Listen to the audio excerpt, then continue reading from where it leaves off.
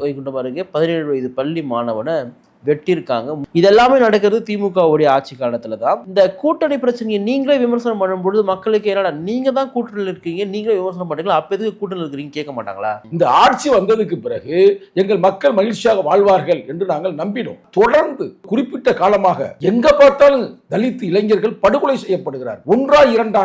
அதான் நான் பேசுகிறேன். ஒரு இளைஞர் சேர்ந்த முறையில் இந்த போல கருத்து உங்களை சொல்லிக்கிட்டு இருக்கிறேன். சரி, அதுதான் இங்கே பிரச்சனை. ஒரு புல்லட்டை வாங்கி டொப்பு டொப்பு டொப்புன்னு புல்லட்டை ஓட்டுறேன், ஒரு வீட்டை சொந்தமாக கட்டுறேன், நல்லா படிக்கிறேன், புதிய புல்லட் வாங்கியிருக்கிறேன், வாங்கினதுமே அவனை கையை வெட்டி விட்டாங்க. பாருங்க, நல்லா யோசித்து பாருங்க. மாணவன் இவன் என்ன பண்றேன், அந்த பையன் நல்லா கபடியில் சிறப்பாக விளையாண்டு இருக்கிறேன், விளையாண்டதுமே இவன் கையை வெட்டி இன்னைக்கு ரொம்ப கிரிட்டிக்கலான ஒரு பொசிஷன் இருக்குது அவனுடைய உடல்நிலையை. அது சினிமாவே சொல்லுவோம், அப்போதான் அவங்க எல்லாம் புரியும். தமிழக முதல்வர் தளபதி ஸ்டாலின் அவர்கள் ஒரே ரத்தம் என்ற ஒரு படத்தை அந்த காலத்தை எடுத்தார். அதில் ஒரு தலித் இளைஞராகவே நடிச்சிருப்பாரு. வண்டியில் போயிட்டு இருப்பாங்க, வண்டியை கவுத்து விட்டுருவாங்க. அப்போ அந்த வழியெல்லாம் உணர்ந்தவர்கள் தானே. அப்போ இந்த விஷயத்தை தலையிடணுமா இல்லையா?